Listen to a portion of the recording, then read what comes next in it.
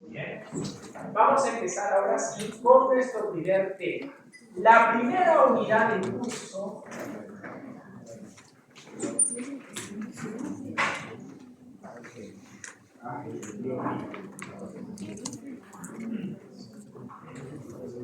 Bien, la primera unidad del curso, ¿en qué consiste? Lo que necesitamos, doctoras y doctores, como primera unidad del curso, ¿bien? Lo que necesitamos, como primera unidad del curso, es contextualizar qué es lo que esperamos que el Estado haga para con nuestros derechos fundamentales.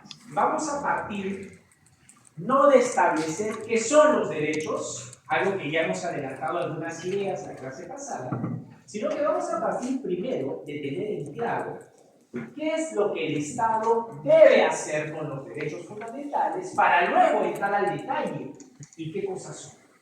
Porque lo cierto es que primero sería interesante saber qué debe hacer el Estado para ir comprendiendo qué tan importante es que haya derechos fundamentales, que el Estado se preocupe por promover su ejercicio, que el Estado despliegue su accionar para protegernos, respetarnos.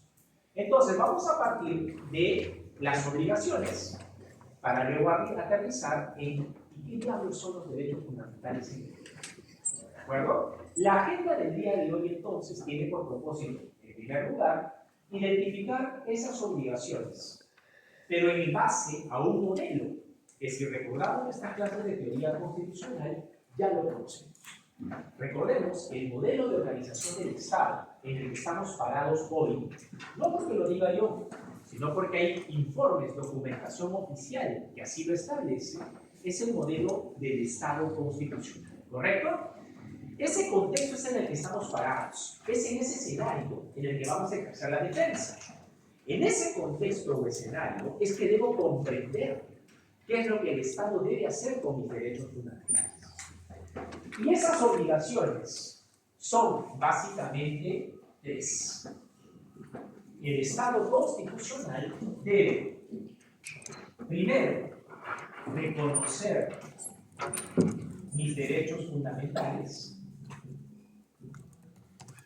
Luego debe respetar mis derechos fundamentales. Y luego debe tutelar o proteger mis derechos fundamentales.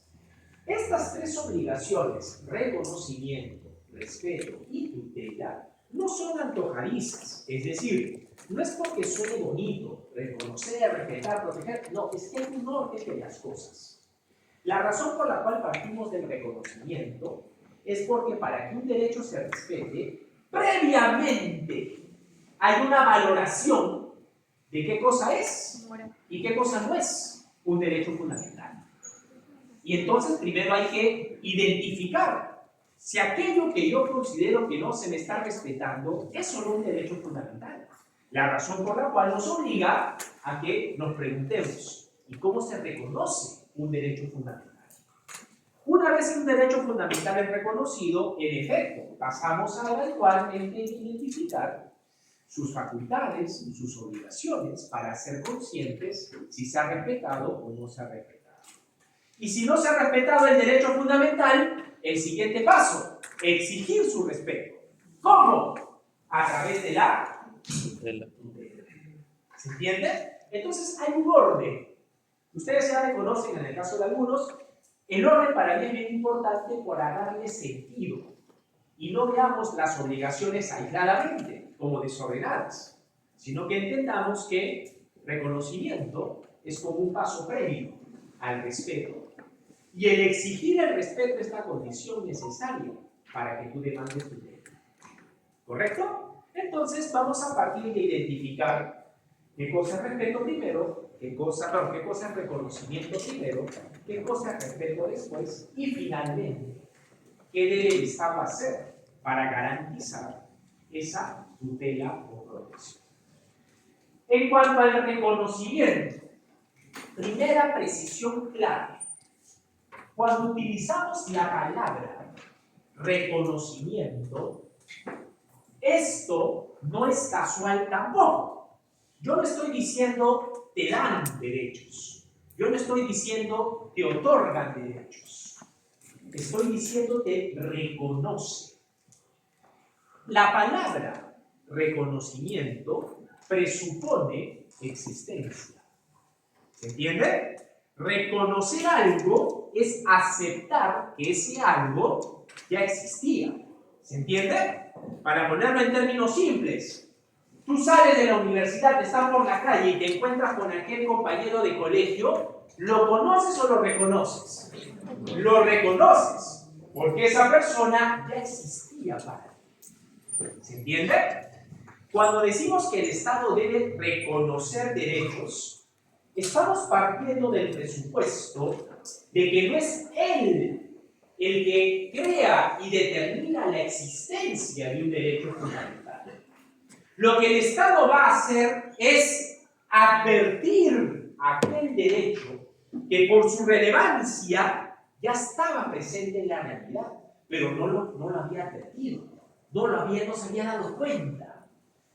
Esto puede parecer un asunto menor, pero no lo es, porque implica sostener que mi catálogo de derechos fundamentales no depende del Estado, depende ¿de qué? De la valoración moral que se haga de aquel derecho y que luego el Estado aceptará. Pero no es el Estado el que me va a decir cuándo existe y cuándo no existe un derecho fundamental. ¿Se entiende? Por ejemplo, tú abres la Constitución en este momento y vas a encontrar el derecho al acceso libre al Internet. Está en la Constitución. Hasta antes de esa reforma constitucional, había un debate abierto de si el derecho al Internet era o no un derecho fundamental. En nuestro país era un debate abierto. En otros países ya habían dado ese paso de reconocer el Internet como derecho fundamental. Por ejemplo, en Francia, el derecho al Internet es un derecho fundamental, lo han sustentado en la Declaración Francesa de los Derechos y Deberes del Hombre.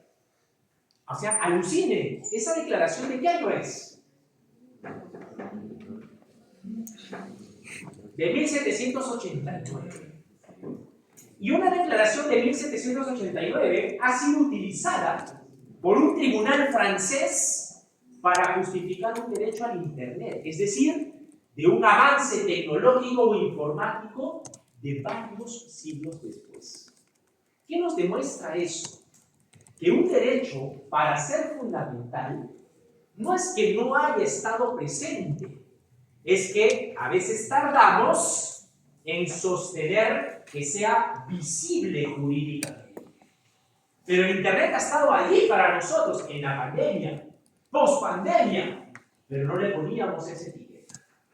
El legislador, ¿qué ha hecho? Ha valorado moralmente, desde su perspectiva, que se podrá coincidir o no, y ha dicho: el Internet es un servicio tan innecesario, tan relevante, que lo vamos a poner como derecho fundamental. ¿Qué significa eso? Que hoy por hoy tú puedes decir: el derecho al Internet es un derecho fundamental, te guste o no te guste. En el Perú sí lo es. Oye, pero no debe ser porque es un servicio público, estamos valorando las cosas equivocadas. Eso decía el vicepresidente de Google hace algunos años atrás sobre el Internet. Cuando le preguntaron al vicepresidente de Google: oye, ¿usted cree que el Internet es un derecho humano? No, dijo, nada que ver. Los derechos humanos son como básicos, esenciales, intrínsecos a la naturaleza del ser humano, y el Internet no es eso, decía el vicepresidente de Google. Años después, para nosotros, sí es un derecho humano. ¿Qué hemos hecho nosotros entonces para llegar a positivizar el derecho al Internet como derecho fundamental? Hemos valorado moralmente el Internet. Hemos valorado cómo el Internet impacta en la persona humana, caso peruano, y hemos advertido que merece un nivel de protección, de respeto, como derecho fundamental. Ergo, agarramos la Constitución y ¡plum!, lo metemos. Entonces, ¿qué podemos decir o afirmar hoy en nuestro país? Que se ha reconocido el derecho al Internet como derecho fundamental. ¿Estás de acuerdo? ¿No estás de acuerdo? Es entendible. Porque la valoración moral subyacente no tiene por qué ser compartida por todos. Pero lo que no puedes negar es que por lo menos desde el Estado peruano, jurídicamente hablando, ese derecho al Internet es aquí, te guste o no te guste, un derecho fundamental. ¿Se entiende? Entonces, ¿qué implica el reconocimiento? El reconocimiento implica una valoración moral de aquella condición o atributo que consideras relevante o necesaria para la persona, y por esa valoración le vas a dar esa condición de fundamental. ¿Qué elementos debe respetar, cumplir un derecho para que sea elevado a ese club de élite que son los derechos fundamentales? Depende de cada uno. Por eso hay teorías de los derechos fundamentales, porque filosóficamente hablando, lo que tú entiendas como moralmente relevante para merecer la condición de fundamental, desde otra teoría, podría no serlo. Por ejemplo, la libertad de empresa en el Perú ha sido reconocida como derecho fundamental. Segundo, la libertad de empresa en el Perú ha sido reconocida como derecho fundamental. En el Perú sí. Pero desde las teorías de los derechos fundamentales hay un sector que te va a decir la libertad de empresa no debe ser un derecho fundamental, porque no es algo que sea consustancial a la satisfacción de necesidades básicas del ser humano. Es decir, no es que el ser humano sin una empresa no pueda satisfacer necesidades mínimas. Eso es una perspectiva moral de la cual podrías desprender que la libertad de empresa no sea derecho fundamental. Pero, jurídicamente hablando, para nosotros, sí ha sido reconocida como derecho fundamental. ¿Se entiende? Entonces, el reconocimiento de un derecho fundamental tiene que ver con un proceso que se denomina positivización. Positivización. La valoración moral está ya en el aire. ¿Cuándo dices que ya se reconoció el derecho fundamental? Cuando se positiviza. ¿En una sentencia del Tribunal Constitucional puede positivizarse un derecho? Por supuesto que sí. Puede ser que el tribunal saque una sentencia, como ha sucedido en varios casos, y te dice, este derecho es fundamental. Entonces, la positivización tiene que ver con ese tránsito de la moralidad o la eticidad a la juridicidad. ¿Entiende? De lo moral a lo jurídico. Lo moral estará allí en el debate, por supuesto que sí. Pero para que tú digas, se reconoció, tienes que pasar al ámbito jurídico. No significa que no, si no ha sido positivizado, no sea un derecho fundamental. Que no haya sido positivizado, lo que significa es que todavía no ha sido, ¿qué? Reconocido como derecho fundamental.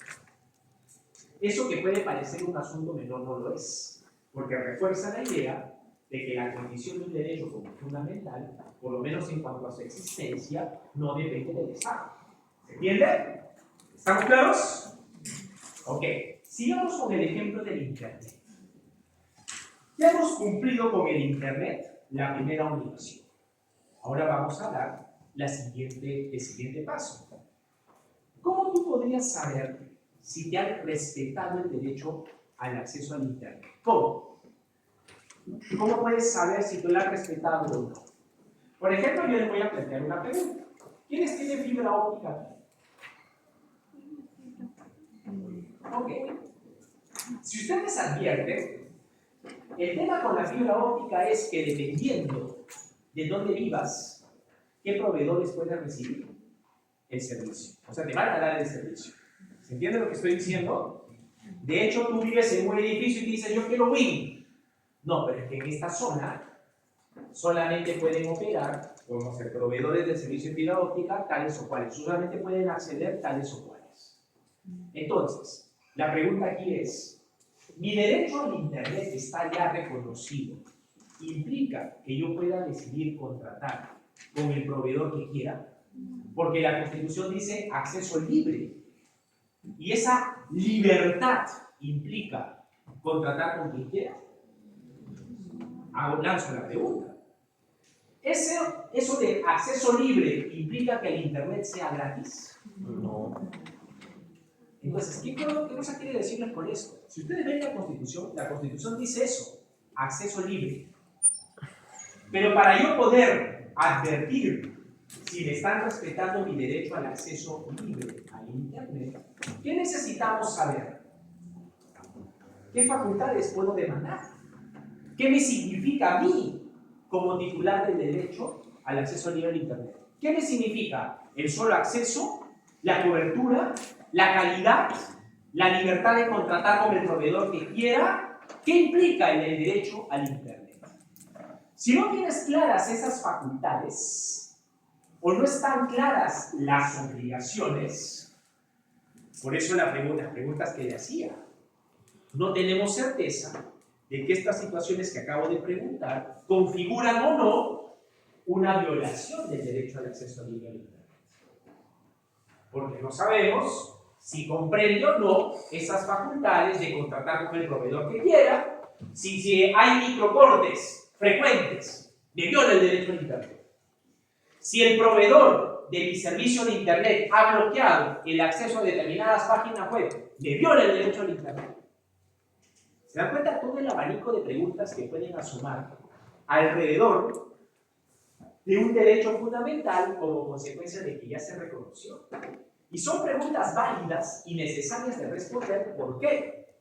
Porque de poco o nada me sirve que tú me hayas reconocido 500, 1000 derechos si a la larga no me los van a respetar.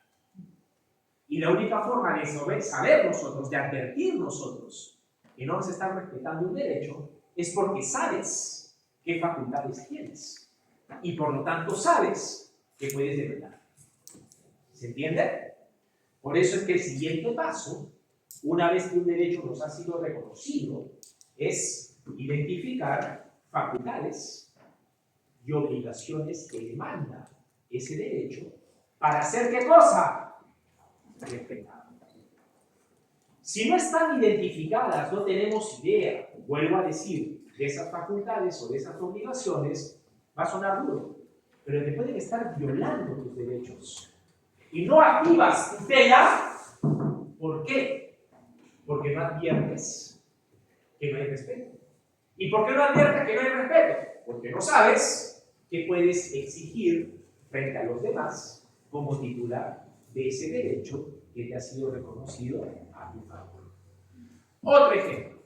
La Corte Interamericana de Derechos Humanos hace solamente unos días acaba de emitir una opinión consultiva que establece las condiciones para el ejercicio del derecho al cuidado, así como lo escuchan, el derecho al cuidado, que es un derecho que no está reconocido en nuestro país, expresamente por lo menos no está. Pero ya que ha sido la Corte la que a través de una opinión consultiva ha reconocido el derecho al cuidado, eso baja y aquí el debate ya está abierto. Oye, entonces en el Perú, lo que ha dicho la Corte Interamericana de Derechos Humanos sobre el derecho al cuidado, ¿se aplica o no se aplica? Y esa es una pregunta relevante. ¿Por qué? Porque lo que tú puedes decir es, Corte Interamericana de Derechos Humanos reconoce el derecho al cuidado. El Perú forma parte del sistema de protección interamericano de derechos humanos. Consecuentemente, puedo decir que en el Perú, producto de la decisión de la Corte, se ha reconocido el derecho al cuidado, ¿qué facultades y obligaciones tiene? Lo mismo. Este análisis es bien importante, porque a veces te van a llenar el catálogo de derechos, vas a tener 500, 1000, 2000 derechos. La pregunta no es cuántos derechos tienes, es cuántos derechos conoces. Porque solamente puedes demandar el respeto si conoces tus facultades y obligaciones. ¿Se entiende? Por eso están en este curso. Porque para leer el catálogo de derechos, siéntate en tu casa, no vengas a clase y lee la Constitución por lo menos. Pero si no sabes facultades y obligaciones, esa lectura no te suma nada en la defensa como abogado o abogada. ¿Estamos claros? Una pregunta, pero que queda en la responsabilidad del Estado positivizar los derechos fundamentales, ¿no le estaría dando una cuota muy grande de poder a ellos? El detalle es este. El Estado es el responsable de garantizar una ética pública mínima, porque si no, a la larga termina siendo lo que cada quien considera que sea su derecho fundamental, y eso genera un nivel de desorden y falta de seguridad jurídica para que las autoridades, tanto públicas o privadas, sepan cuándo están afectando un derecho fundamental y cuándo no. Entonces, nuestro sistema, como el de muchos países, está estructurado de manera tal de que no te vas a limitar al catálogo que la Constitución te da. Puedes demandar la protección de derechos que no están en la Constitución aspirando a que el Estado lo reconozca, pero siempre es el Estado el que lo tiene que reconocer porque él es el responsable ¿de qué? De proyectar con efectos generales esa ética pública mínima que todos debemos respetar. ¿Se entiende lo que digo? Caso contrario, cada quien va a ir con su catálogo de derechos fundamentales por la calle exigiendo su defensa y protección, y hay necesidad de establecer una uniformidad. Doctor, o sea, en el caso que habla sobre el derecho al cuidado, en este caso, para que funcione en el Estado peruano, primero tendría que reconocerlo como tal. Ahí viene otra pregunta interesante, que es la que vamos a contestar más adelante. Porque nosotros tenemos un sistema en el que, en principio, lo que dice la Corte Interamericana de Derechos Humanos, sea producto de su competencia consultiva o de su competencia contenciosa, irradia el ordenamiento jurídico. ¿Pero por qué digo en principio? Porque el artículo 8 del título preliminar del nuevo Código Procesal Constitucional ha sido modificado en noviembre del año pasado y establece una serie de condiciones para considerar cuando un estándar de la Corte Interamericana es verdaderamente fuente de obligatorio cumplimiento para la argumentación. Y eso nos ha limitado, por lo menos incluso a nivel de las autoridades judiciales, y hasta qué punto considerar que una opinión consultiva es base suficiente para decir que aquí en el Perú internamente ya ese es un derecho fundamental. Pero vamos a llegar a eso, hay que irse. Entonces, ¿qué debería yo saber? ¿Qué debería conocer respecto del respeto de los derechos fundamentales, facultades y obligaciones? Que es lo mismo que la dimensión subjetiva y la dimensión objetiva de un derecho fundamental. ¿Qué es la dimensión subjetiva? Muy bien, las facultades. Por ejemplo, ¿cuáles son tus facultades? Es decir, ¿cuál es la dimensión subjetiva del derecho a la autodeterminación informativa? Ok. ¿Cuál es o qué conforma, qué comprende la dimensión subjetiva, por ejemplo, de la libertad de empresa? El rubro al que yo me quiero dedicar. ¿Qué más? Y ahí está. No, ¿Qué más? ¿Cuál es la dimensión subjetiva del derecho a la educación que ustedes están ejerciendo? Libre acceso. Libre acceso. ¿Qué más? libertad de escoger el instituto educativo que tengo. ¿Qué más? ¿Qué más? ¿Qué más? ¿Qué más? ¿Y por qué pregunto qué más? Porque mientras más y mejor conozcas tus facultades, mejor posición de defensa vas a tener. Porque habrá algunas conductas que por desconocimiento de esas facultades no advertirás como faltas de respeto a ese derecho y por lo tanto no las vas a demandar. Y al no demandarlas, no estás exigiendo tutela. Vean la estrecha relación que existe entre esas obligaciones y lo que nosotros vamos a ser capaces de hacer. ¿Cuál es la dimensión o qué comprende la dimensión subjetiva? Vamos a ver si tenemos memoria de la libertad de trabajo que la comenté la semana pasada. A ver, ahí está. Ha pasado solamente una semana y ya nos olvidamos. La libertad de trabajo nos permite trabajar o no. ¿En qué actividad te quieres desempeñar? Trabajo por cuenta ajena o por cuenta propia. Y dejar de trabajar, la renuncia. Ahora que ya sabes esas 4 facultades, estás mejor preparado para cuando venga un jefe o alguien y te diga, no te acepto la renuncia, te vas a quedar, ya está. Me acuerdo de Donaire, derechos fundamentales, usted no puede hacer eso, porque usted no puede impedirme renunciar. Habrán cargas que tendré que asumir producto de mi renuncia, si hay alguna obligación anterior que he tenido que cumplir o tendría que cumplir, pero usted no me puede obligar a que me quede. Pero eso solamente será posible si sabes que como titular de la libertad de trabajo puedes exigir eso. Si no lo sabes, ¿qué va a pasar? Y oye, ¿cuánto tiempo tienes en la empresa? 10 años. Oye, pero no digas ahí porque no me aceptan la renuncia hasta ahora. ¿Y desde cuándo la has presentado? Hace 6 años. ¿Se entiende?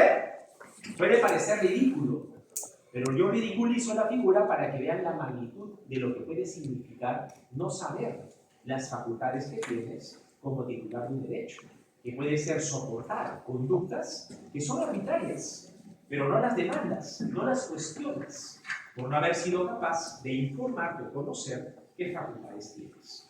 ¿Se entiende?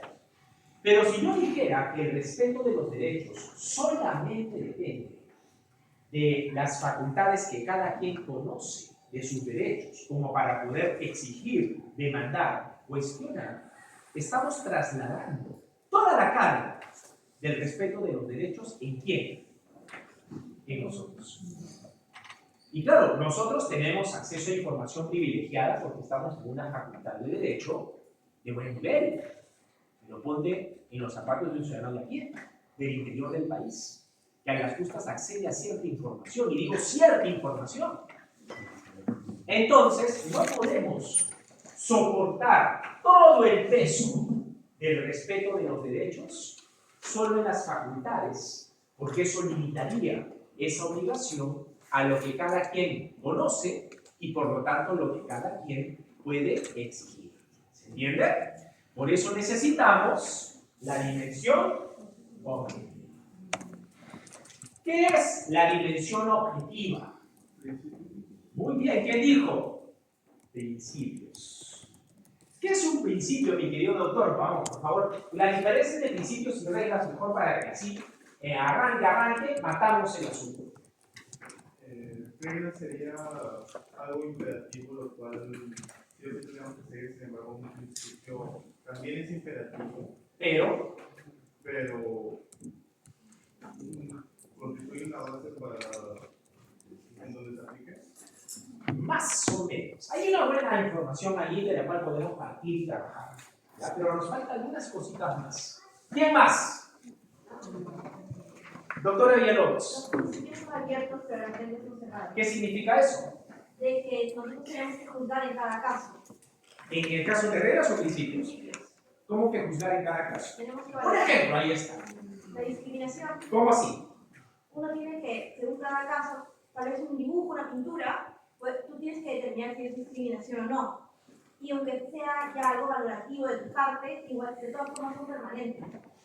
Ok, está bastante mejor. Vamos complementando con lo que hizo el doctor Rojas, con lo que hizo el doctor Villalobos. Ya tenemos una teoría por ahí armada. Vamos a sumar más información. Doctor, Unos principios no serían más que todo un número apertus y las reglas son números clausus. ok, pero no utilice números. Además de que la tinta recuerda que a mí me genera cierta irritación, sino que la palabra números o la expresión números apertus nos puede confundir con el artículo 3 de la Constitución que vamos a comentar más adelante. Digamos que el principio es apertus. Es apertus y las reglas son clausus. Cerrados. Ajá, cerrado. Doctor Vega, doctora Vega. Muy bien, doctor Vega, está muy bueno. En el caso de los principios, estos se ponderan para poder ver si se puede optimizar. ¿Por qué se pondera? Porque depende de cada caso si se tiene que restringir o se tiene que optimizar o ¿Qué significa optimizar? que se tiene que dar la mayor medida. Muy bien, perfecto. Ya estamos sumando más información. A ver, ¿qué significa para todos? ¿No? Para que todos estemos en la misma página y todos entendamos lo mismo. Los principios y las reglas tienen una característica en común. Como hemos escuchado, en ambos casos hay que cumplir. Porque los principios y las reglas En cualquiera de los dos casos son mandatos imperativos ineludibles. Si hay regla, habrá que cumplir la regla. Si aparece el principio, habrá que cumplir el principio. La diferencia radica en el alcance de esa obligación. ¿Cómo en el alcance?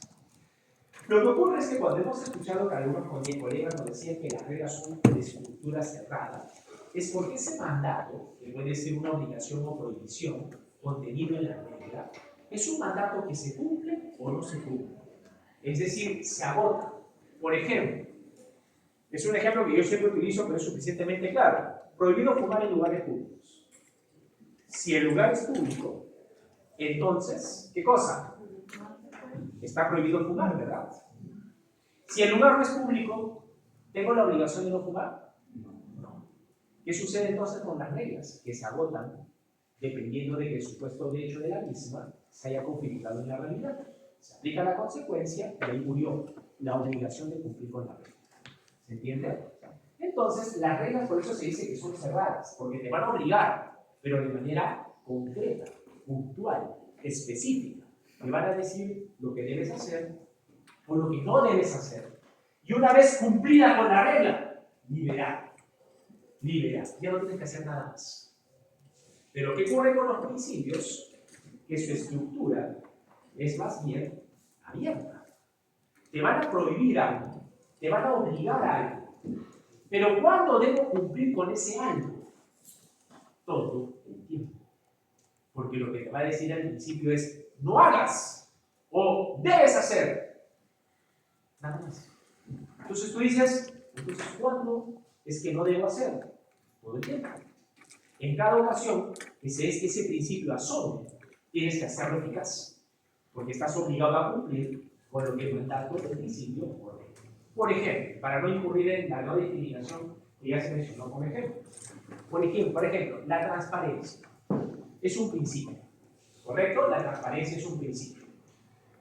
El principio de transparencia, ya que estamos en contienda electoral,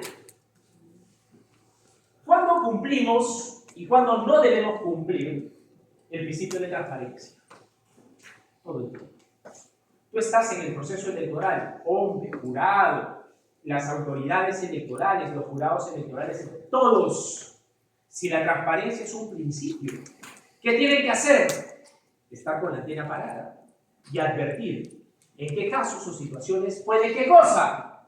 Contribuir a que la transparencia sea eficaz. Porque el principio, como te ordena hacer algo así de manera abierta y todo el tiempo, tú tendrás que advertir, como se ha dicho, en qué ocasión, según las circunstancias, hay que contribuir con el principio de transparencia. Oye, acá tradicionalmente esto no se publica. Cortocircuito aquí. Oye, pero eso no contribuye al principio de transparencia. Es que la ley no nos dice que lo debemos publicar. Es que lo particular del principio es que no necesitas que te diga eso, sino que producto de hacerlo eficaz, porque ese es el mandato, habrá que procurar contribuir a que haya más que cosa, transparencia. La imparcialidad judicial es un principio, ¿verdad? Bueno, esa imparcialidad judicial solamente hay que cumplirla cuando emito sentencia. ¿Así? No. Si es un principio, el juez está vinculado por el principio de imparcialidad todo el tiempo. Entonces tiene que ser muy fino en lo que dice, en lo que hace, en lo que deja de hacer. ¿Para qué? Para no contaminar ese principio de imparcialidad. Por eso cuando ustedes ven el juicio de Castillo, por ejemplo, habrán advertido que los abogados del otro lado permanentemente están argumentando que no hay imparcialidad, porque la jueza provisional hizo esto. ¿Por qué están argumentando así? Porque lo particular del principio no es tienes que hacer esto y punto. Lo particular del principio es que tienes que ser imparcial siempre.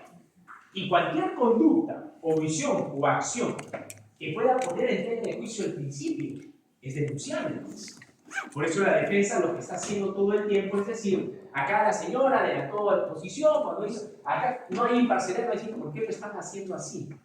Porque el mandato, como es de carácter abierto, no se agota en una conducta particular de un juez o juez. ¿Se entiende lo que estoy diciendo? ¿Está claro?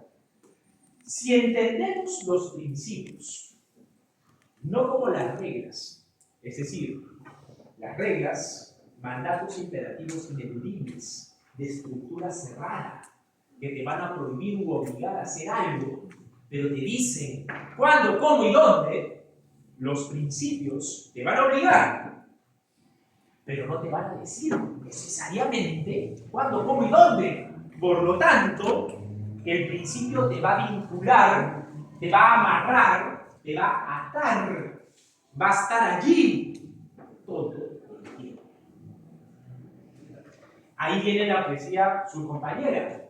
¿Eso qué significa? Que para honrar los principios, la obligación, la responsabilidad, no es del titular del derecho, sino de todos. Porque si yo entiendo que todo derecho fundamental, por su dimensión objetiva, es un principio, salud, quiere decir que yo, sin que me lo pida la persona, debo estar alerta. ¿Para qué? Para no violar sus derechos fundamentales. Ah, no, es que no reclamó. Ese es el punto. El punto no es si reclamó o no reclamó. El punto es si usted hizo lo que debía hacer en respeto del derecho fundamental a tratarse de un principio y que lo vincula, lo obliga, lo amarra, lo direcciona permanentemente. Ustedes han llevado procesal, ¿verdad? También han visto principios procesales. Por ejemplo, un principio procesal. Inmediación. Gracias. Economía procesal. ¿Y qué significa economía procesal? De que se tiene que evitar dar cosas innecesarias en el juicio. Como una notificación innecesaria. Ok. La economía procesal, por ejemplo, tiene tres frentes. Economía de tiempo, economía de esfuerzo y economía de dinero. Si el principio de economía procesal tiene esas tres aristas y es un principio procesal, ¿qué significa eso? Que en los procesos debes procurar que no sean onerosos, economía de dinero, que no demoren excesivamente en el tiempo, poniendo en tela de juicio el acceso a la justicia oportuna. ¿Y qué tienes que pegar? Asegurarte que las diligencias sean las indispensables o necesarias para que la autoridad judicial adquiera convicción y pueda resolver. Tiempo, dinero, esfuerzo. Si es un principio, quiere decir que todo el tiempo estamos evaluando esos elementos de tiempo, dinero y esfuerzo en el marco de los procesos judiciales. No, el proceso es constitucional y ahí sí, pero el proceso laboral ahí no. Si es un principio procesal general, en todos los procesos tenemos que tener la antena parada y decir, oye, a ver, aguanta, esto me está costando, me está siendo muy oneroso el acceso a la justicia. ¿Por qué tengo que pagar por una copia de una resolución, un expediente que es necesario para la defensa, si es que la autoridad judicial ya lo tiene como parte de su archivo? Me estás trasladando un costo innecesario. Economía de dinero. ¿Se entiende? Entonces eso tiene de particular los principios, que son obligaciones permanentes y por su carácter abierto habrá que estar alerta de cómo coadyuvar o contribuir a su mayor eficacia posible. Eso nos invita a lo que decía la doctora Ver, a la ponderación. Porque si yo digo, por ejemplo, que todo derecho a salud, cuidado, ¿ah? Quiero estar sanito, doctor, por favor, para ir a la boda de mi bicho. Entonces, escuchen. Si todo derecho fundamental es un principio, hagamos la conexión. Si todo derecho fundamental es un principio y un principio es un mandato imperativo ineludible de estructura abierta que hay que contribuir a su mayor eficacia posible, esto quiere decir que, por un lado, la libertad de expresión, por ejemplo, va a tratar de ganar terreno. ¿Se entiende lo que digo? Porque hay que tratar de contribuir a que haya más respeto, más ejercicio de la libertad de expresión. Pero al otro lado hay otro derecho fundamental como es el honor, que como también es un principio, va a tratar de ganar más terreno también. Entonces, el titular del derecho al honor va a tratar de que su honor se respete lo más posible. El titular de la libertad de expresión va a tratar de ejercer su libertad de expresión lo más posible. ¿Qué va a suponer eso en entonces, tarde o temprano? Esos dos trenes van a chocar. Y dependiendo del caso, ponderaremos para determinar a quién le damos cobertura y a quién no. Porque lamentablemente hay casos que son difíciles, en los que vas a tener que sacrificar algo de uno de los derechos para darle cobertura al otro. Pero los casos más duros son los casos trágicos, donde el choque va a significar sacrificar completamente el otro derecho. Por ejemplo, un niño sufrió un accidente y es testigo de Jehová y se está desangrando. ¿Le hacemos la transfusión de sangre o no? A ver. Sí. ¿Le hacemos la transfusión de sangre o no? El niño se está desangrando. Sí. ¿Decídalo una vez? Sí, sí. Sí. Sí. A ver. Sí. Doctor Rojas. A ver, así que raro, porque, bueno, probablemente uno quisiera hacer la transfusión porque no se muera, ¿no? Pero entiendo que los médicos tienen un código de ética que los impide. Olvídese del código de ética. ¿Qué opina usted? ¿Usted le haría la transfusión o no? Usted, póngase los zapatos del doctor, sacarle la reconciliación. Usted es el médico. O sea, yo quisiera, pero no puedo. Porque, como es De Jehová, si tú le haces la transfusión, ¿qué derecho fundamental le vas a afectar? Necesariamente, pero en su totalidad.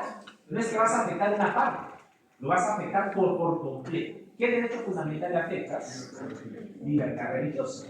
Ahora, si respetas su libertad religiosa y no le hacen la transfusión de sangre, ¿qué derecho fundamental se va a afectar por completo? Entonces, ¿cuál sería la solución intermedia? No la hay solución intermedia. No hay solución porque basta sí. Pero ciertos derechos fundamentales tienen más peso. ¿Así? ¿Cuáles? El derecho a la vida. ¿Según quién? Usted viene y me roba y yo por defensa de mi propiedad la puedo matar. Aquí no hay jerarquías entre derechos. Todos los derechos se tienen que ponderar en función de cada caso concreto. En Estados Unidos, mi querida doctora, pasa lo que usted acaba de señalar. En Estados Unidos, el sistema es diferente al nuestro. Los norteamericanos, en su primera enmienda a su constitución, han establecido 4 libertades que bajo el sistema norteamericano se consideran como libertades preferidas, que son libertad de expresión o prensa, libertad de reunión, derecho de petición y libertad religiosa. Busquen si no me creen. En la primera enmienda están esas 4 libertades. El doctor Valera, qué mala onda, voy a buscar por hacerlo que ahí está, yo lo conozco. Entonces, esas 4 libertades, libertad de prensa, derecho de petición, libertad de reunión, libertad religiosa, en la primera enmienda a la Constitución de los Estados Unidos están ahí. ¿Qué hacen los gringos? Cuando tú, por ejemplo, invocas, el Señor, en ejercicio de la libertad de prensa, ha violado mi derecho al honor. El sistema de libertades preferidas no es como en nuestro caso, que vamos a tener que evaluar honor versus libertad de prensa en función del caso para ponderar. Lo que hacen los gringos es eso. Es honor versus libertad de prensa. La libertad de prensa está en la primera enmienda, es una libertad preferida. Esa libertad, en principio, no la vamos a tocar. Vamos a ver si el Señor invoca su derecho al honor. Bien, vamos a ver si el Señor invoca su derecho al honor, tiene algo de razón. Porque en principio, como la libertad de prensa es una libertad preferida, como preferida que es, en principio no la vamos a limitar, no la vamos a tocar. Y lo que sí hay que tocar para mantener esa preferencia por la libertad de prensa, es el derecho al honor, vamos a tocar el derecho al honor. ¿Cuándo se pondera en Estados Unidos? cuando tienes, por ejemplo, un caso de libertad de prensa versus libertad religiosa. Cuando te burlas de Mahoma a través de la libertad de prensa. ¿Por qué ahí se tiene que ponderar? Porque la libertad religiosa y la libertad de prensa, ambas son libertades preferidas. Y por lo tanto, ambas tienen el mismo nivel. Doctor, yo... Pues un insulto, doctor. Y además, ahorita le uso la palabra.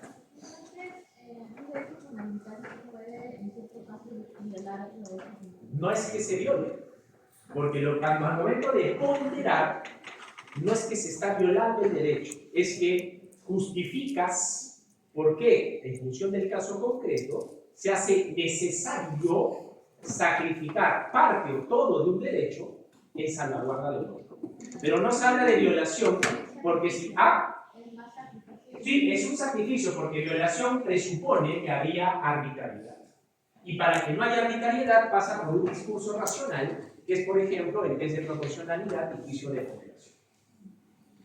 Doctor, Y ahorita el doctor Barreto está en ese orden. Doctor, justo en el caso que plantea del niño, por ejemplo, lo que sucede es que a veces el derecho, por ejemplo, al secreto bancario puede ser vulnerado. Afectado. Bueno, afectado. Acuérdense que la afectación, si es irrazonable o arbitraria, es violación.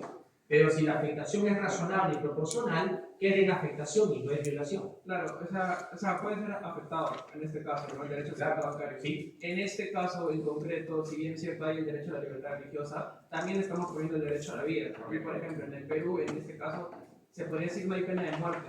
Entonces, se puede interpretar que el derecho a vida está por encima de lo que sería la libertad religiosa, porque en concreto no podríamos plantear el caso de que porque yo creo esto, no puedo salvar esta vida. O sea, ya es algo que está por encima, considero yo. No entendí. Traté de seguirle el razonamiento, pero cuando me metió la pena de muerte me rayó. No, o sea, a lo que me refiero es que el derecho a la vida es algo fundamental Sí, ¿por qué? en nuestra sociedad. Por ejemplo. Sí, 100%. No creo que sea idóneo poner el derecho a la libertad religiosa por encima del derecho a una vida y Eso es lo que menos usted cree. está por... Pero eso es lo que usted cree. Pero podría hacer caso de que se pueda, por así decirlo... Habrá que hacer el análisis de proporcionalidad y en función de las circunstancias del caso, habrá que determinar cuál de los dos derechos se va a prevalecer de manera, se va a preferir, pero en función de las circunstancias del caso. Por eso decía, eso es lo que usted cree, porque usted está haciendo una evaluación en abstracto. O sea, usted sin caso concreto parte de la premisa de no creo que la libertad religiosa deba prevalecer o imponer al derecho a la vida. Esas evaluaciones en abstracto no están permitidas, porque en principio, si ambos derechos tienen esa misma condición y tienen el mismo nivel, entonces ambos derechos son igualmente pasibles de ser promovidos. ¿Cómo se promueve uno? Si choca con el otro, pues habrá que determinarlo en función del caso que se va a resolver. Tendría que A tal punto, en ese caso. sí, claro, de hecho, ya que les llama mucho la atención, el test de proporcionalidad, que es el que más se utiliza en nuestro país para resolver ese tipo de casos difíciles o casos prácticos, es una teoría argumentativa que ha sido planteada por Robert Alexi. El problema en el caso peruano, para cuando se ha difundido tanto el test de proporcionalidad y juicio de determinación, es que no se ha considerado todo lo que implica el modelo argumentativo de Alexi. Y eso es un error. Porque si uno lee a Alexi plantea una serie de condiciones para aplicar el test, como por ejemplo las cargas de la argumentación, la ley de la colisión, la fórmula del peso, que son cosas que no se mencionan y de hecho el tribunal tampoco hace mucha referencia a ellos, pero son condiciones para aplicar el modelo argumentativo en su justa dimensión. Y para terminar de responder su inquietud, dentro de las cargas de la argumentación, por ejemplo, que plantea Robert Alexi, está precisamente el hecho de que dentro de la ley de colisión, que es uno de los elementos indispensables para pasar al test, Robert Alexi te dice, la ley de la colisión, ¿qué significa? Que los principios van a chocar entre sí, pero no puedes establecer de manera preferente y en abstracto cuál es el que determina su privilegio de proyectarse y cuál no. Eso solamente lo puedes hacer en función de cada caso, porque hacerlo en abstracto implicaría poner en tela de juicio que uno sea principio y el otro no. Y si ambos son igualmente principios, ambos tienen que ser pasibles de ser proyectados. ¿En función de qué se proyectará uno más que el otro? En función de los hechos de cada caso. En abstracto, hacer lo que usted plantea supondría jerarquizar principios. Y al momento de que jerarquizamos principios, podemos construir una fórmula distinta.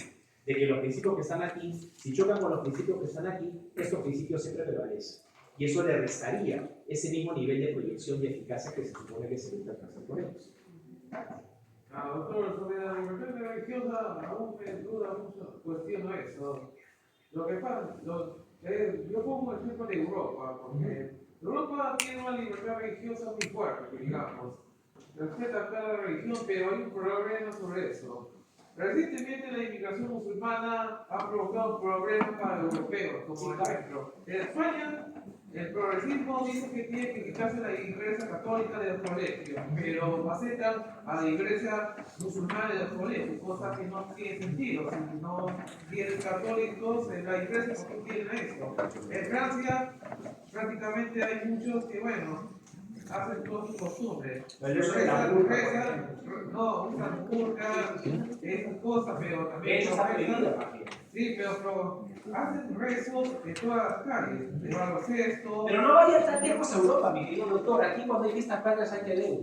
No, pero doctor, No tienes una misa de la iglesia católica. también hay otra cosa que también estoy dudando mucho, porque en Reino Unido pasó algo que es muy terrible, sobre una red de prostitución de pakistaníes.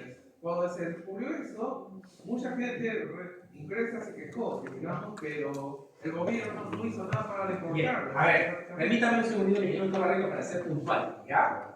Dos cositas. Primero, hay un principio de laicidad, ¿ya? Que es un principio que no necesariamente todos los estados lo han adoptado. ¿Qué significa el principio de laicidad? Que el estado no se puede casar generando beneficios o privilegios a una confesión religiosa específica. En el caso peruano, por ejemplo, ya el Tribunal Constitucional ha establecido que el Perú es un estado laico. Claro, pero tú dices, aguanta. ¿Y qué onda con el TDU? ¿Qué onda con reconocer a ciertos feriados para todos y todas que tienen que ver con santos de una confesión religiosa específica? ¿Qué onda con la procesión del Señor de los Milagros y un montón de cosas más?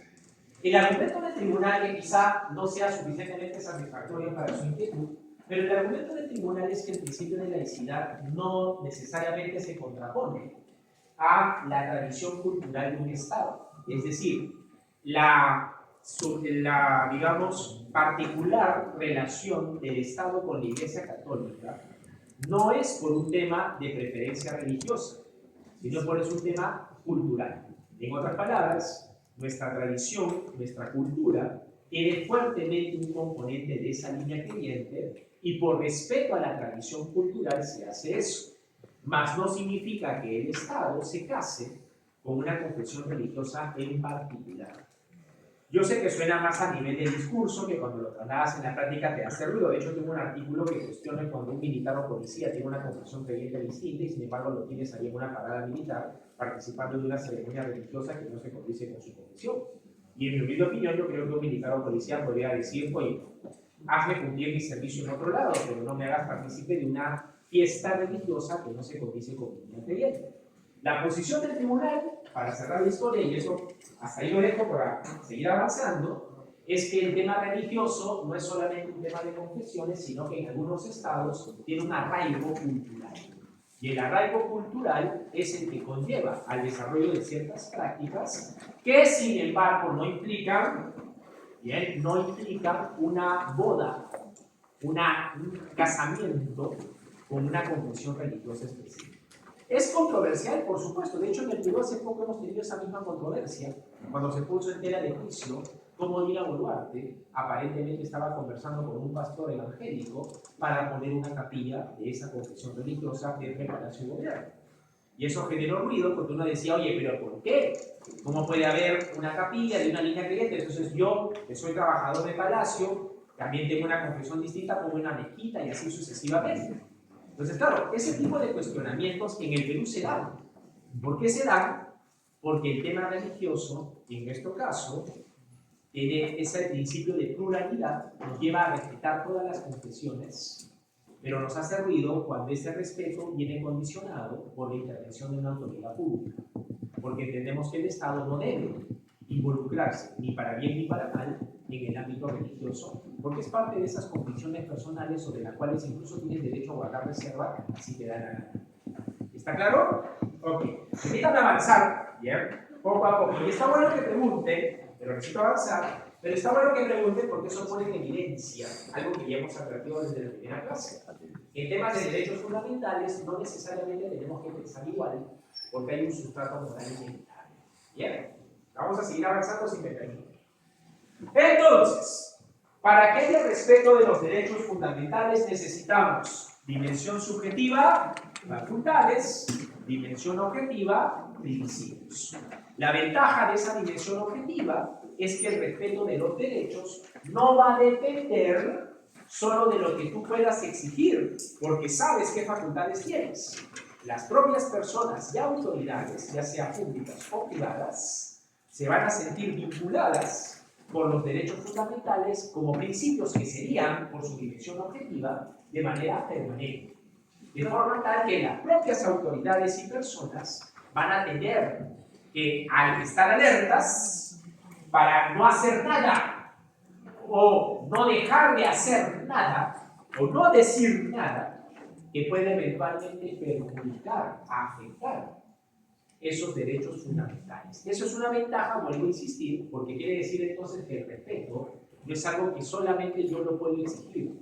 Las propias personas y autoridades lo tienen que cumplir, como consecuencia de que los derechos fundamentales van a comprenderse a su vez como principios. ¿Está claro? ¿Se entiende? Avanzamos. Pero esto, doctoras y doctores, es poesía. Todo lo que les acabo de decir es poesía. Todo lo que les acabo de decir es en el mundo ideal, donde todo es color de rosa, donde todos nos queremos, cantamos Cumbayá alrededor de una fogata y todos somos amigos. ¿Cuál es la dura y cruda realidad? Que el Estado no necesariamente va a reconocer mis derechos y que las autoridades y personas públicas o privadas no necesariamente lo van a respetar. Esa es la verdad. Por eso es la tercera obligación. Y es que la obligación de tutela, como les dije la semana pasada, presupone, ¿qué cosa? Violación. La obligación de tutela presupone que te van a violar tus derechos fundamentales. No tendría sentido hablar de tutela, de protección, si no fuera porque partimos de la premisa de que mis derechos fundamentales me los van a violar. Entonces, si todo fuera así, color de rosa, todos respetan, todos reconocen, la tercera obligación está de más. ¿Pero por qué existe? Porque la verdad es que eso no va a pasar. Entonces, ¿qué es lo que el Estado me tiene que ofrecer en caso que este respeto de los derechos fundamentales no se dé? ¿Qué es lo que me tiene que ofrecer? Dos cosas. Primero, medios de defensa. Y segundo, autoridades idóneas. Ojo, repito, para que el Estado constitucional cumpla, honre su compromiso de tutela de los derechos fundamentales, el Estado debe poner a mi disposición los medios de defensa y tiene que poner al frente de esos medios de defensa autoridades idóneas. Para que se entienda un poco, ¿es justo que tú soportes la violación a un derecho fundamental? No es justo, ¿verdad? Eso quiere decir que la violación de un derecho fundamental vulnera ¿qué valor constitucional? Justicia. Si entiendo que no es justo soportar la violación a un derecho fundamental, entiendo que la violación a un derecho fundamental no debe quedar impune. La no impunidad es un principio. Pero para que esa conducta lesiva, violatoria a mi derecho fundamental, no quede impune, la autoridad la tiene que conocer para empezar. Si no, ¿cómo se entera? Entonces necesito tener el mecanismo, tener el medio que me permita ir donde la autoridad y decirle, esta persona, en base a estos hechos o circunstancias, me violó tal derecho fundamental. Si no tienes los medios de defensa, no hay manera que te protejas tu derecho. Es así de simple. Si no tienes el medio de defensa, el mecanismo, el proceso, el procedimiento, a través del cual vas a poner en conocimiento de esa autoridad ese conjunto de hechos sobre la base de los cuales consideras que te están violando tu derecho fundamental, la tutela no se va a dar de ninguna manera. Porque la autoridad judicial no va a poder conocer tu caso si no llega a su competencia. ¿Se entiende lo que digo? El juez o los jueces no son pues Superman que están allí volando, teniendo oído particular para ver, le están violando un derecho y va y te va a defender. No es así. Un juez o jueza necesita que tú vayas y le presentes el caso. Por lo tanto, el Estado lo primero que me debe dar, si se ofrece a proteger mis derechos, me tiene que dar el medio a través del cual voy a poder defender mis derechos. Esto no es teoría, porque si ustedes revisan hasta los tratados sobre derechos humanos, todos los tratados te dicen que las personas tienen derecho a un recurso sencillo, rápido y efectivo para los derechos. Sencillo, rápido y efectivo. ¿Por qué sencillo? Porque si se trata de proteger algo tan valioso para el ser humano como es un derecho fundamental humano, tienes que facilitarle el acceso a la justicia. ¿Por qué rápido? Porque mientras más tiempo tome la protección de ese derecho fundamental, el daño se sigue produciendo a tal punto de que está latente el riesgo de que ese daño se torne en irreparable. Él tiene que ser rápido y tiene que ser efectivo. Es decir, que la decisión de la autoridad satisfaga esos intereses que se han visto perjudicados producto de la violación de un derecho fundamental. ¿Se entiende? ¿Estamos claros? ¿Qué medios de defensa, por ejemplo, en nuestro país tenemos que ingresan en esa condición de ser recursos sencillos, rápidos y efectivos? El habeas corpus, el habeas data, el cumplimiento y el amparo. ¿Qué protege el habeas corpus? Derecho a la libertad. ¿Quién dijo? Personal. Muy bien, no libertad como William Wallace, el corazón valiente. Esa libertad no. La libertad personal. O sea, la dimensión física de esa libertad. Y otros derechos conexos a la libertad personal. Por ejemplo, libertad de tránsito es un derecho conexo a la libertad personal. Ahora, ¿qué protege el habeas data? El acceso a la información. ¿Cómo? El acceso a la información. Acceso a la información. Entonces, si fuera así, yo puedo iniciar un habeas data para ver su correo electrónico y todos los mensajes que usted tiene, incluso su WhatsApp. ¿Cómo dice el doctor para todo? ¿Cómo dice? Información pública. Información pública. No acceso a información pública. Eso es clave, porque eso restringe el ámbito de lo que puedes solicitar. ¿Se entiende? Por eso ya saben, vayan haciéndose la idea, hacia la ley final, pregunten si no, omiten una pequeña palabrita que cambia por completo el alcance de la categoría o concepto que se les ha preguntado. Cero. Porque no formamos abogados a medias, sino integrales, completos. Pero solamente el habeas data protege el derecho de acceso a la información pública. ¿Qué más protege el habeas data? ¿Qué más protege? El derecho a la autodeterminación informativa.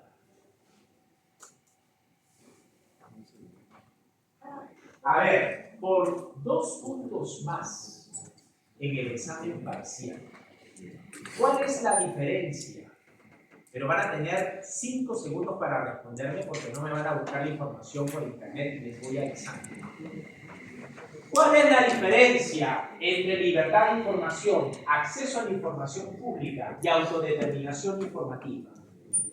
5, 4, 3, 2, 1. Lo va a intentar.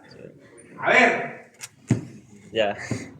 Libertad de información, dijo. La segunda es autodeterminación informativa.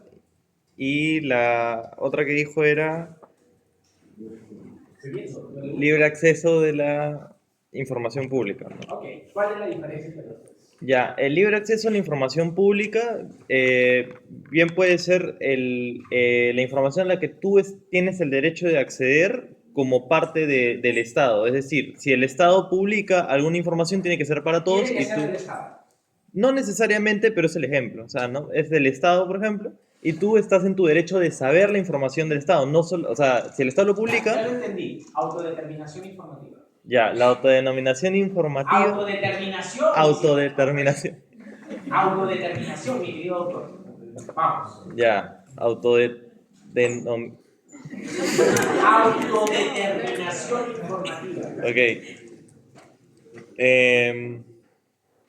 No, eso no lo hace.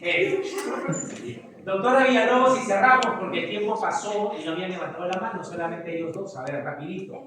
La primera es acceso a la información pública, que sería, yo como persona tengo que acceder a esos sistemas de datos para saber qué información mía... Esa es información pública. Ya. Ya, hasta ahí nada más y está mal. Ya, bueno, y vamos a intentar para la segunda. Ok, vamos a Para ver. autodeterminación informativa sería para saber qué información mía está en la web y poder determinar qué cosas quiero, qué cosas no quiero, y eso comprendería también el derecho Más al o olvido. menos. Ok. ¿Y la otra, libertad de información? Pero es la libertad de información. ¿Gigi? No, pero déjame intentar. A ver, ¿por qué les pregunto esto? Y van a haber más oportunidades así para que puedan mejorar sus performance en el curso. Pero ¿por qué les pregunto esto? Porque los derechos fundamentales, lo interesante es que a veces suenan parecidos, pero son diferentes. Por ejemplo, libertad de trabajo y derecho al trabajo suenan parecidos, pero sus contenidos son completamente diferentes. Hemos visto que hay libertad de trabajo, ¿se acuerdan?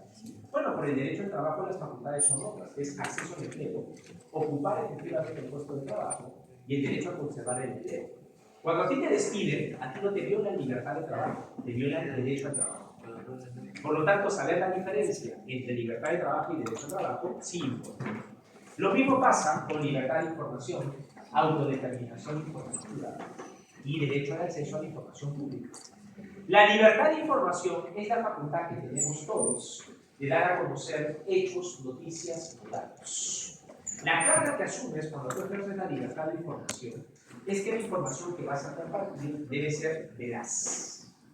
No significa que sea verdad, pero por lo menos veraz, es decir, que tengas fuentes sobre la base de las cuales te estás respaldando para dar a conocer ese hecho, esa noticia, ese dato. ¿De acuerdo? Entonces, libertad de información, por ejemplo, la ejercen principalmente, no exclusivamente, los periodistas cuando nos dan a conocer lo que pasó el día de ayer en Internet. Eso es libertad de información. ¿Qué es acceso a la información pública? Producto del ejercicio del poder del Estado y en el marco del principio de transparencia y el control que tenemos derecho nosotros a ejercer sobre lo que las autoridades públicas están haciendo con el poder que se les ha dado, tenemos derecho a solicitar aquello que nos pueda ser de interés para poder ejercer ese control y transparencia en la función pública. Por ejemplo, tú puedes solicitar información relativa a cómo se ha ejecutado, por ejemplo, los gastos de Dina Boluarte en su viaje a Indonesia.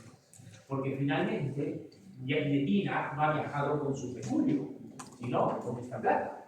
Y es derecho de todos saber en qué diablos ha gastado su plata esa Dina en la medida en que es nuestra información. Porque es nuestro presupuesto. Es nuestro dinero, son nuestros impuestos. Tenemos derecho a saber. ¿Se entiende?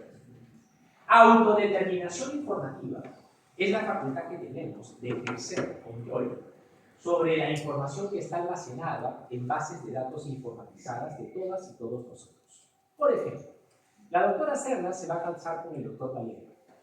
Están felizmente comprometidos y quieren pedir un préstamo hipotecario para poder construir su nidito de amor. Van a pedir el préstamo hipotecario y el banco les dice no. ¿Por qué? Porque el doctor Valera aparece en Infocor como deudo frecuente. Cualquier parecido con la realidad no es coincidencia. Entonces, pero resulta que el doctor Valera dice no. Yo sí es verdad que en mi época de libertinaje absoluto, ¿no? De moral distraída, he reventado una tarjeta de crédito, pero ya pagué lo que tuve que pagar. De hecho, Infocor yo ya le pedí que actualizara esa base de datos. Y es que una central de riesgo es una base de datos. No contiene toda la información tuya, solamente la que resulta indispensable para los fines para los que existe esa base de datos. De una central de riesgo, ¿qué información espero que me dé? El comportamiento financiero o el comportamiento de endeudamiento de una persona. Entonces, si yo voy a Infocor y veo que aparece el celular, la dirección de la casa del doctor Valera y además su comportamiento financiero, el doctor Valera se puede sentir vulnerable. Porque una central de riesgo no tiene que decirte dónde vives, ni tu celular. Porque esa central de riesgo lo único que tiene que darte es la información específica por la que esa base de datos existe. Entonces, el derecho a la autodeterminación informativa te va a poder permitir ejercer control sobre todas esas, porque son varias, bases de datos informatizadas que existen ahora. Por ejemplo, si ustedes creen que de buena gente en un supermercado te dice, DNI, ¿y tú? ¿Para qué? Para conocerte mejor. Ah, ya, le das tu DNI. ¡Cuidado! Porque detrás de ese DNI, ¿qué se está construyendo? Una base de datos de tu comportamiento de consumo. Y esa base de datos, ¿quién es el dueño de la información? Tú. No el supermercado, no la central de riesgo. Tú, porque es tu información. Por lo tanto, tú debes tener derecho a ejercer control sobre qué información está allí, si la información es exacta o precisa, a quiénes se le facilita esa información o eliminar un dato que no tendría por qué usar. Las facultades del derecho a la autodeterminación informativa están configuradas dentro de 4 facultades que son las facultades ARCO: acceso, rectificación, cancelación y oposición de un dato que está en estas bases informatizadas. Si ustedes advierten, no, para todos es así, si ustedes advierten, suena parecido: libertad de información, autodeterminación informativa, acceso a la información pública, pero son 3 derechos completamente diferentes, tan diferentes que la libertad de información no se defiende por habeas data, se defiende por amparo.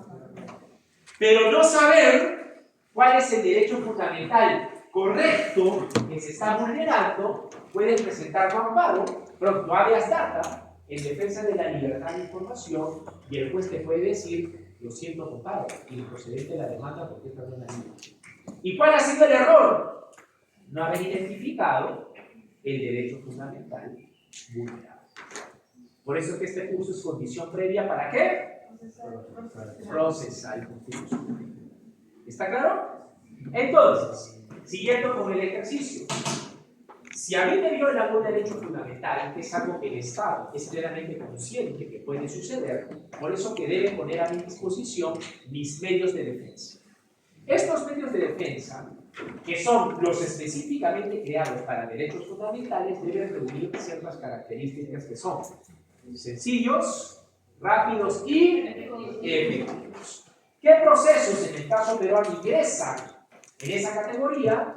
Habeas corpus, libertad personal y conexos a ella; habeas data, para la protección del derecho a la autodeterminación informativa y acceso a la información pública; el proceso de cumplimiento, que es para proteger el derecho a la eficacia de normas legales y actos administrativos; y por último, el proceso de amparo, que protege, ¿qué derechos fundamentales protege el amparo? Todos aquellos otros que no se pueden proteger ni por habeas corpus, ni por habeas data, ni por un... ¿Está claro? Doctor Barrientos. No, doctor, se ha creado también derechos como la protección de bosques y también la protección de animales. Ah, Pero hay una cuestión, no sé sobre eso, los activistas y políticos que han implementado esas leyes a veces caen al momento cuando, bueno, los árboles son destruidos por paneles solares y que un animal como un corredor es asesinado por, bueno, rituales islámicos. sí, a ver, permítame ahí explicarle una cosita. A ver, en la segunda unidad, mi querido doctor Barrientos, vamos a conversar sobre la titularidad, porque ahí es donde está el foco de atención. Nosotros tenemos arraigada, para responder su inquietud, la idea de que los derechos fundamentales, como tradicionalmente han sido definidos como intrínsecos a la naturaleza humana, tenemos arraigada la idea de que un derecho fundamental solamente puede ser titular de un derecho fundamental un ser humano. Eso es lo arraigado, eso es lo que se tiene concebido. Pero conforme han sucedido las cosas y con el devenir de los años, la titularidad de los derechos fundamentales ha cambiado. Por ejemplo, así como antes hacía ruido reconocerle a una empresa titularidad sobre derechos fundamentales y hoy nadie lo cuestiona. Hoy tú puedes sostener que una persona jurídica puede ser titular de derechos fundamentales e incluso, en algunos casos, para ciertos derechos, una entidad pública puede ser titular de derechos. Una entidad pública puede presentar una parte. Eso antes hubiera sido impensable, porque teníamos arraigada la idea de que, como digo, como tradicionalmente, y a grosso modo y con poca rigurosidad, la verdad, se dice los derechos fundamentales son intrínsecos de la naturaleza del ser humano, entonces normalmente decimos, ¿quién puede ser titular de un derecho fundamental? La persona humana. Pero eso ya no es así. La jurisprudencia sobre la base de los casos conforme se han ido decantando ha ido ampliando ese espectro. Y ahora, por ejemplo, tenemos, y lo vamos a ver en su momento, titularidad de personas jurídicas, pero también tenemos titularidad de derechos fundamentales por parte de animales, por parte de la naturaleza, y así sucesivamente. Entonces, para que vean ustedes que esto que bien plantea el doctor Barrientos, más allá de la consideración política a la que usted hace mención, de la falta de coherencia, ¿no? Pero no deja de haber un sustrato jurídico interesante, que es qué se está valorando para decir que ahora los derechos fundamentales no son exclusivos de un ser humano, sino incluso hasta un chimpancé, como ocurrió en Argentina, es titular de derechos fundamentales, o un río, como ocurrió en nuestro país, como el río Magdalena. No vamos a hacer juicios de valor todavía, los haremos en su momento cuando entremos al detalle de qué se ha argumentado para darle esa razón de titular de derechos fundamentales a estas entidades que no encajan en lo que normalmente tenemos arreglado como titular de un derecho, que es el ser humano. ¿Está claro? Ok. ¿Qué derechos fundamentales protege el amparo? Recuerden, todos los demás derechos fundamentales que no se protegen ni por habeas data corpus, ni por habeas data, ni por un... Tenemos que... Doctor, una consulta, ¿sí protegía el proceso de cumplimiento? El derecho fundamental a la eficacia de normas legales y actos administrativos. Pero ya que lo pregunta, hay toda una historia detrás del proceso de cumplimiento. ¿Usted quiere decir historia? Muy bien. ¿O no? Ahí, ¿sobre eso? Sobre lo que viene a ser libertad de información. Ahí, permítame un segundito entonces salir con el inquietud y paso el tiempo. ¿Qué ocurre, mi querido doctor, con el derecho fundamental a la eficacia de normas legales y actos administrativos? Le voy a contar la historia, ¿ya? Para que tengan la información completa. No salgan de aquí diciendo, que Donaire dijo. No importa lo que Donaire haya dicho. Lo importante es la información que tienen para soportar lo que yo les digo. ¿Me entienden lo que estoy diciendo? Vamos entonces. El derecho fundamental a la eficacia de normas legales y actos administrativos no lo buscan en la Constitución, porque no lo van a encontrar. ¿Qué ocurre? Lo que pasa es que si tú vas al artículo 200 de la Constitución, en el artículo 200 se reconocen los procesos constitucionales. Ahí en el artículo 200 está el habeas corpus, el habeas data, el cumplimiento, el amparo y etc. El detalle ¿cuál es? Que cuando tú vas al proceso de cumplimiento y revisas qué se protege a través del proceso de cumplimiento, vas a ver que la Constitución te dice que el proceso de cumplimiento procede ante la renuencia de la autoridad de cumplir con un mandato legal o un acto administrativo. Y la pregunta del millón es, ¿cuál es el derecho fundamental que está detrás? Porque si es un proceso para que se cumpla la ley o un acto administrativo, no hay derecho detrás. Es un proceso como ejecutivo, si quieres. Eso conllevó a que a lo largo de los años, cuando el Tribunal Constitucional se pronunciaba sobre el proceso de cumplimiento, le puso una etiqueta y decía, el proceso de cumplimiento es un proceso constitucionalizado, decía el Tribunal Constitucional. ¿Por qué le decía proceso constitucionalizado? Porque está en el artículo 200, donde están todos los procesos constitucionales, pero casualmente, respecto de lo que procede, no está involucrada la jerarquía normativa de la Constitución. Porque si es cumplir con la ley, es principio de legalidad. Y si es cumplir con un acto administrativo, es el principio de eficacia de la administración pública. No hay derecho fundamental ni jerarquía normativa de la Constitución de por medio. ¿Por qué es un proceso constitucional entonces? Eso condujo, como decía, a que el tribunal en varios casos decía que el proceso de cumplimiento era un proceso constitucionalizado. ¿Por qué? Porque se le va a considerar proceso constitucional no porque lo sea propiamente, sino porque está dentro de la familia del artículo 200, en donde están los procesos constitucionales. ¿Se entiende? En otras palabras, el tribunal dejaba entrever que en estricto el proceso de cumplimiento no es un proceso constitucional, pero lo vamos a tratar como si lo fuera, porque está en el artículo 200 de la Constitución. ¿Qué hace el tribunal luego? En el caso Maximiliano Villanueva Valverde, el tribunal dice, el proceso de cumplimiento protege un derecho fundamental implícito. Lo que pasa es que en nuestro país, y lo vamos a ver más adelante, el catálogo de derechos, como seguramente habrán escuchado en algún lado, no se agota a lo que está en la Constitución. Tenemos una cláusula, que es el artículo 3, que permite incorporar más derechos que los que están expresamente en él. ¿Qué hace el tribunal? Agarra el artículo 3 y dice, detrás del proceso de cumplimiento existe un derecho fundamental implícito, o sea, no está en la Constitución, pero es un derecho fundamental. ¿Y cuál es ese derecho fundamental? A la eficacia de normas legales y actos administrativos. Con esa decisión, lo que ha hecho el tribunal, ¿qué cosa ha sido? Quitarle el membrete del proceso constitucionalizado y ya dejarlo como proceso constitucional, porque el tribunal ha reconocido un derecho fundamental que se protegería a través del proceso de cumplimiento. ¿Derecho fundamental implícito? Sí, pero derecho fundamental hay. Y por lo tanto, el proceso de cumplimiento protege ese derecho fundamental. Subrayo, implícito, no está en la Constitución, pero finalmente desde esa sentencia del caso Maximiliano Villanueva Valverde, ya hay un derecho fundamental implícito detrás del cumplimiento, ya por lo tanto no hay discusión de si es o no propiamente un proceso constitucional. ¿Está claro?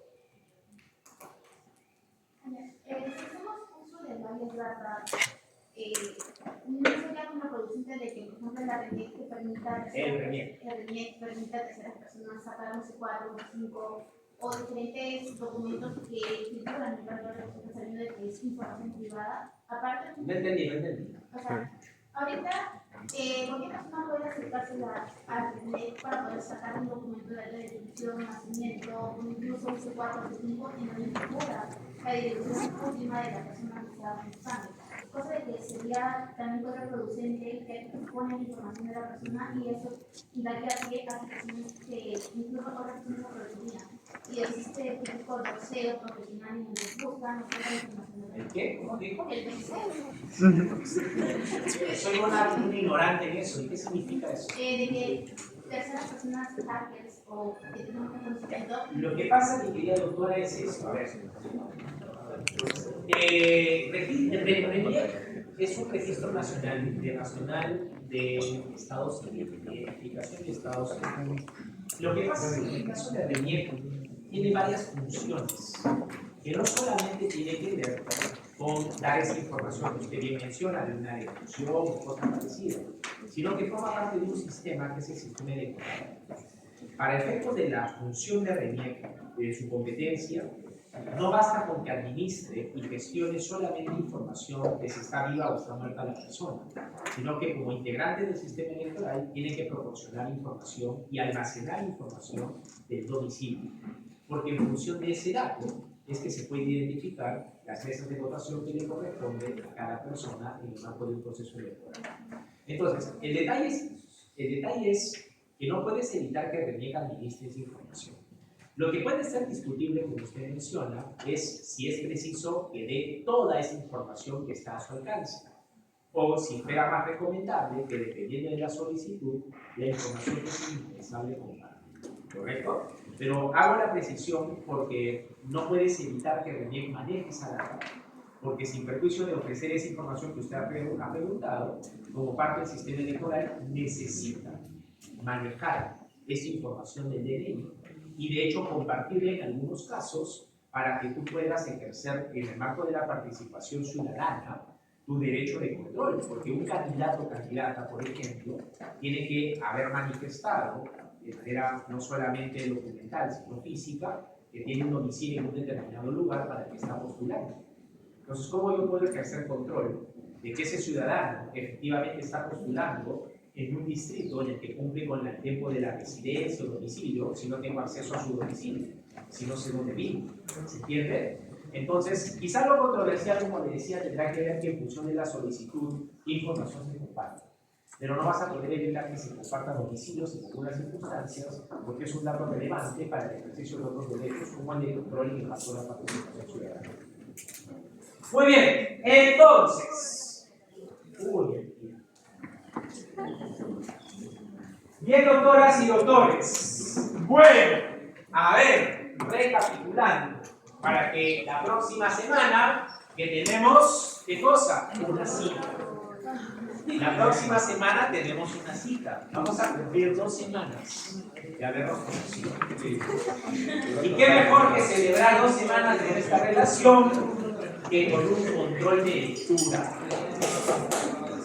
Recuerden que el control es sobre 3 textos, sobre 3 lecturas, que yo diligentemente y antes del feriado actualicé en el sistema. ¿Para qué, mi querida doctora Villalobos? Para que ya lo pueda consultar y no haya excusa. Pero la próxima semana también vamos a terminar esta parte. Solamente nos falta autoridades idóneas. Pero ya tenemos los medios de defensa. Para que se entienda, ¿por qué es importante el tema de las autoridades? Porque tú puedes tener un habeas corpus, tú puedes tener un habeas data, tú puedes tener un cumplimiento o puedes tener un amparo. El éxito del proceso no depende solo que tengas el medio de defensa, sino también de quién. ¿De quién lo va a conocer? Si el que lo conoce no tiene idea de la agencialidad sobre la cual pide protección, si el juez no es independiente, si el juez no es imparcial, ¿de qué te sirve el medio de defensa? De nada. ¿Qué pasa si las autoridades violan el derecho constitucional? Si es masoquista, mi querido doctor, espero que lo sea. En procesal constitucional vamos a ver procesos constitucionales contra resoluciones judiciales. Nos vemos.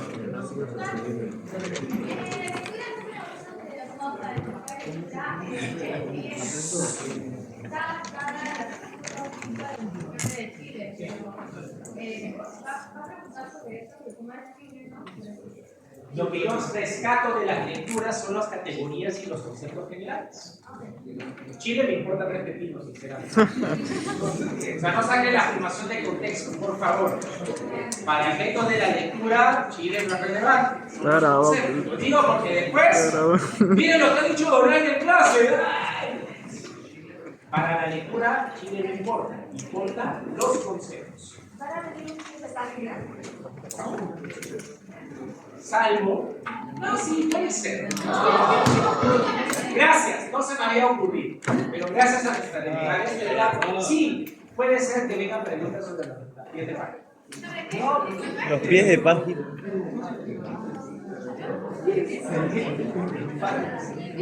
A ver, escuche, el doctor hace una buena pregunta, me dice, yo sé que usted odia el latín, pero por ejemplo en la lectura se menciona el principio de una non incuria. Que yo odie el latín no significa que no sea de uso en nuestra disciplina. Es decir, no tienen que hablar como yo. Yo les digo que el latín me llega porque creo que puedes decir lo mismo en cholo, en peruano. Y así hacerte más entendible que finalmente es importante en el servicio que tú vas a brindar. Pero en nuestra disciplina hay categorías que están acuñadas en latín. Y por más que tú no quieras, así se entiende, así se conoce, así se identifica que se comprende. El iura non incuria, el iuris tantum, el iure de iure, el pacta sunt servanda, todo eso, lamentablemente, por más que no les guste, es parte de los usos en nuestra disciplina. Y tengo que ser consciente que no se trata de que alguien como yo, pero sí sean conscientes que si tú a tu cliente le puedes explicar, no en latín, sino en cholo, hazlo en cholo, porque lo importante ¿cuál es? Que lo entienda, que le des información terminal. No te la des de que sabes latín. Lo que importa es como cuando vas a un médico, que tú entiendas la información que te está brindando el profesional. Entonces, mientras más aterrizado sea nuestro lenguaje, mucho mejor el servicio vamos a dar, porque el cliente va a decir, le entiendo todo. No soy abogado, pero me he vuelto abogado porque mi abogado me explica todo tan clarito que con él hasta toda la vida. Y generas fidelidad. En cambio, te la dan por complicado, lo que pasa es con los médicos. No le entendí nada, buscas un médico para que te traduzca el informe de otro médico. Y así, y así, y así. Entonces, te estás debilitando la relación de confianza con tu cliente. Sé transparente. Por lo tanto, no tienes que utilizarlo en ese lenguaje. Pero en nuestra disciplina vas a buscar información, vas a tener que buscarla por una incuria. No hay otra manera de llegar a ese principio porque así está marcado. ¿Está claro? ¿Se entiende? Bien, doctoras y doctores, nos vemos la próxima semana.